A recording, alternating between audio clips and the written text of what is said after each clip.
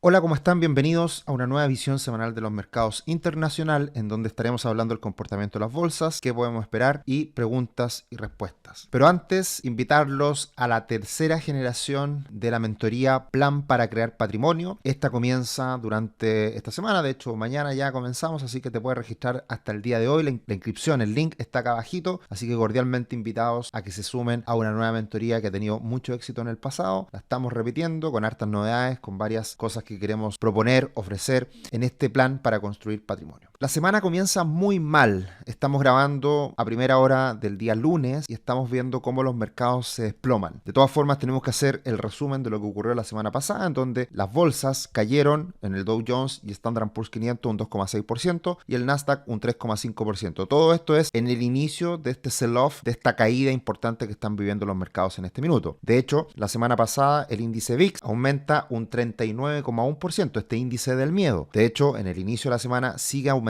mucho más. El Bitcoin se desploma un 14%, sigue cayendo también en el inicio de la semana, y esto ratifica que el Bitcoin no es una moneda de refugio, como muchos han dicho en el pasado. Es solamente un activo de riesgo que cuando se activa esta señal de riesgo, el Bitcoin cae incluso más que otros instrumentos financieros. El petróleo WTI cayó un 3,9%, el oro sube, un 2,4% y el cobre se estabiliza y sube un 0,1%. Acá nos encontramos con el tablero en donde vemos caídas importantes de algunas tecnológicas. Destaca la caída del 8% de Amazon, que entregó resultados y evidentemente no superaron las expectativas. Apple también entregó sus resultados y se mantuvo más bien estable, pero vemos caídas relevantes en el sector de semiconductores, en donde Nvidia vuelve a caer un 5%, al igual que otras acciones tecnológicas del sector semiconductores, y Microsoft cae un 4%, al igual que Tesla cae un poquito más de un 5%. ¿Cuáles son los sectores que se ven beneficiados en situaciones como esta? Principalmente utilities, que está a la derecha, al costado derecho, en la parte baja del tablero, y también el sector de servicios de telecomunicación o telecom. También es un sector bastante, de cierta manera, conservador y estable en situaciones de caídas fuertes del mercado. El otro sector también que se ve beneficiado o no cae tanto es el de consumo defensivo, al costado derecho superior. Y todo esto ocurre en una semana que era muy noticiosa, lo sabíamos. Iban a entregar grandes empresas sus resultados como Apple y Amazon. También teníamos la decisión de tasas de la Reserva Federal de Estados Unidos, que sin duda era lo más importante, no tanto por el eventual movimiento de tasas, que más bien se mantuvo la tasa, sino que por el comunicado, en donde ya definitivamente ratifica el hecho de que existe la posibilidad de que baje las tasas para el mes de septiembre. Y también tuvimos el ICM manufacturero, que salió muy por debajo de lo esperado. Y todas estas noticias, todo este pool de noticias, sumado como guinda a la torta al final de la semana, los datos de empleo, que también salieron bastante negativos, todo esto confluye para que la Reserva Federal, abriéndose la posibilidad de bajar tasas en septiembre, se ratifique con todas estas señales económicas más débiles, y en donde nos damos cuenta que Estados Unidos se está enfriando, está entrando una desaceleración económica y eventualmente esto se puede convertir en una recesión económica, que es lo que muchos esperamos hace ya varios meses, incluso años, que ocurra.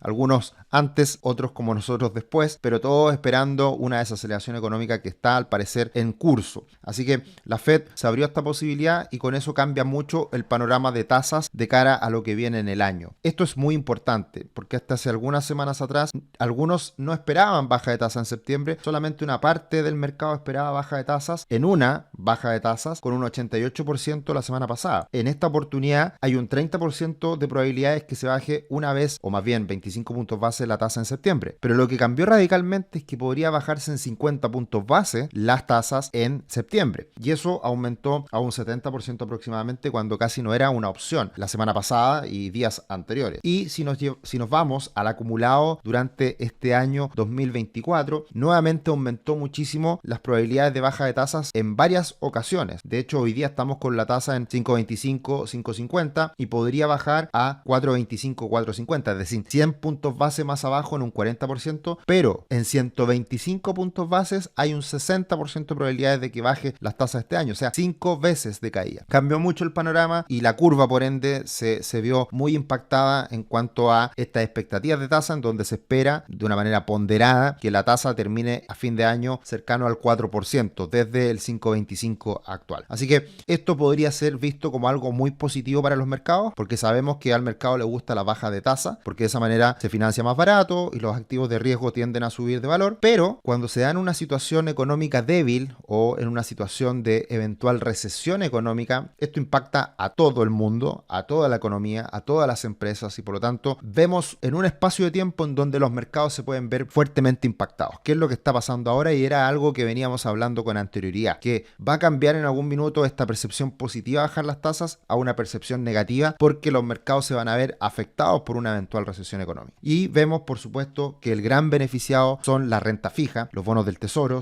que en este caso el bono del tesoro de 10 años cae al soporte del 3,8, ya en este inicio de semana está cayendo bajo ese soporte y se puede ir fácilmente a los 3,50, 3,40, así que esto es muy bueno para la renta fija y vemos cómo el mercado total de bonos se ha beneficiado mucho en los últimos días y está alcanzando nuevamente los máximos post-COVID, que ahí fue el momento culmine en donde el mercado de bonos creció, aumentó de valor y alcanzó un máximo. Ahora se está acercando a ese máximo rápidamente y esto va de la mano también con el repunte del famoso TLT, este ETF que invierte en bonos del tesoro con duraciones de más de 20 años, que vio un impulso muy relevante la semana pasada, un impulso de un 10% fácilmente, y es muy probable que este ETF siga subiendo en el corto plazo, siga avanzando, recuperando terreno perdido, porque lo que se espera ahora es que se bajen las tasas y por lo tanto este ETF, este instrumento se vea beneficiado. Hasta ahora, o más bien hasta el viernes pasado, veíamos una corrección muy menor, una caída de un 5,6% en el Standard & Poor's 500, básicamente por resultados no acorde a las expectativas y por los temores de una recesión. Si tomamos en consideración la caída del inicio de la semana en los futuros del S&P 500, estamos hablando de una caída cercana al 10% desde máximo. Y eso,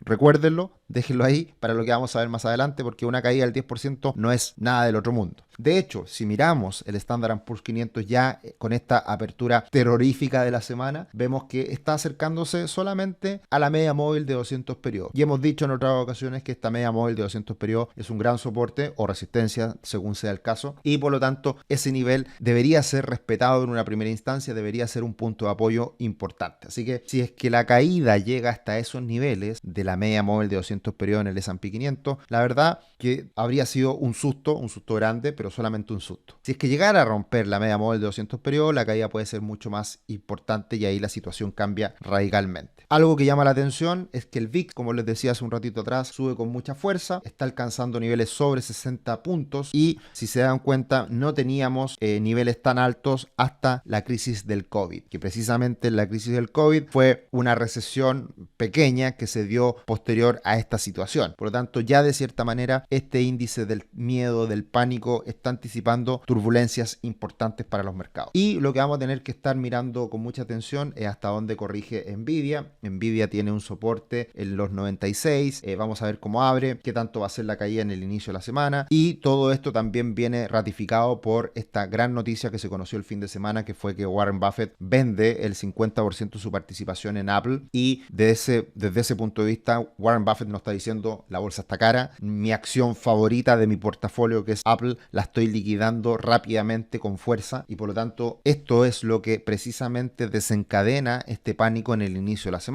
Y otro aspecto relacionado es que Berkshire Hathaway tiene hoy día en caja 277 billions, unos niveles de caja nunca antes vistos, y eso también es una señal clara de que Warren Buffett está siendo quien de cierta manera anticipa un escenario complejo para la bolsa, que la bolsa está cara y por lo tanto tener mucha caja para eventualmente salir a comprar acciones en el piso, en el suelo, con buenas perspectivas de cara al futuro. Así que ese ha sido más o menos el panorama, un panorama desalentador por supuesto, y estaremos hablando en la semana más novedades de cómo evolucionan los mercados. Pero antes, tu futuro comienza hoy. Conoce la primera plataforma de planificación financiera de Chile, crea tu cuenta gratis, obtén una gift card de 25,000 pesos y compra alguno de nuestros cursos que están acá en el link de acá abajo precisamente. ¿Qué se viene esta semana? Muy importante, hoy día va a ser clave, relevante, extraordinariamente importante el ICM de servicios a las 10 de la mañana. Se espera que se recupere un poquito respecto al mes pasado, pero si no lo logra, la verdad que va a ser otro gran susto para el mercado. Y esta semana la verdad que no hay muchas más noticias económicas en Estados Unidos importantes. Sigue la temporada de resultados, ya decanta un poquito lo que las empresas importantes que entregan sus resultados, así que estaremos atentos de todas formas a las nuevas entregas. Y para finalizar, algo muy importante, este gráfico es muy relevante ya que nos muestra cuántas correcciones en el año del 3% se dan, en promedio 7 veces, cuántas correcciones del 5% se dan en el año, en promedio 3,4 veces, cuántas correcciones del 10% sean en el año, 1,1 veces. O sea, ahora que está corrigiendo la bolsa norteamericana un 10%, está en norma. Es una corrección normal que se da cualquier año. Por lo tanto, esa corrección del 10% puede ser severa para los que están mal acostumbrados que los mercados suban y suben y suban,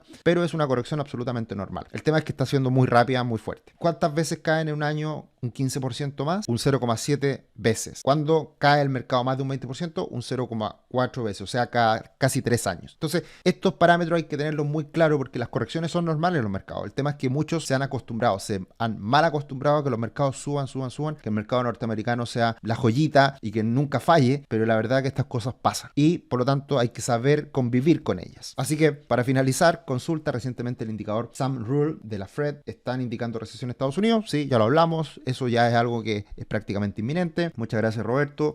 Jorge, muchas gracias por nuevo análisis. ¿Qué sectores económicos son los más fuertes en caso de recesión? Lo hablamos anteriormente. Healthcare, consumo básico, telecom y utilities. Esos son los sectores que no es que se sientan más fuertes, sino que caen menos que el resto. Chris Cubillo, muchas gracias. En el caso de recesión, ¿cuáles suelen ser los procesos que aplican los gobiernos para manejarlo? Me da la impresión que son los mejores momentos para invertir. No es tanto por los gobiernos, sino que porque evidentemente cuando algo corrige, cae, se presenta una oportunidad. Es evidente que una propiedad, una casa que vale 100 y en una recesión se cae a 70, es mejor comprarla a 70. Ahí están las oportunidades. Entonces es más que nada por eso. Y evidentemente los gobiernos en los últimos años han hecho muchas medidas de estímulos para reapuntalar a la economía y eso también es algo que ocurre, pero veremos en qué magnitud y si es que vuelve a ocurrir eso cuando generalmente se dan situaciones muy extremas, cuando los mercados se desploman y hay un gran temor respecto a lo que venga en el futuro. Jorge, muchas gracias, siempre excelente información. Consulta, muchas veces se habla de rebalanceo de portafolio, pero a mi parecer es cortar las piernas a quien va bien para beneficio del que no va tan bien. Imagino hay alguna teoría detrás, pero ¿cuál es su parecer al respecto? La respuesta está hoy día, Jorge, con este desplome de los mercados. Cuando algo va bien, es mejor tomar utilidades y eventualmente cuando después eso que está bien cae, comprarlo más barato. Por lo tanto, el rebalanceo va precisamente a frenar o tomar utilidades de algo que va bien y comprar algo que está barato y viceversa. Nemesis, según comenta en el análisis del bono de 10 años, debería mantener su tendencia a la baja debido a la más acentuada posibilidad de que hayan bajada la tasa de la Fed. Es lo que mostramos en el día de hoy. Según la teoría, ¿cómo afecta entonces todos los bonos que son de aún más largo plazo, 20 años? Mejor todavía, porque cuando se dan los movimientos de tasa, a quien más beneficia o mueve es a lo más largo plazo y afecta menos en el más corto plazo. Así que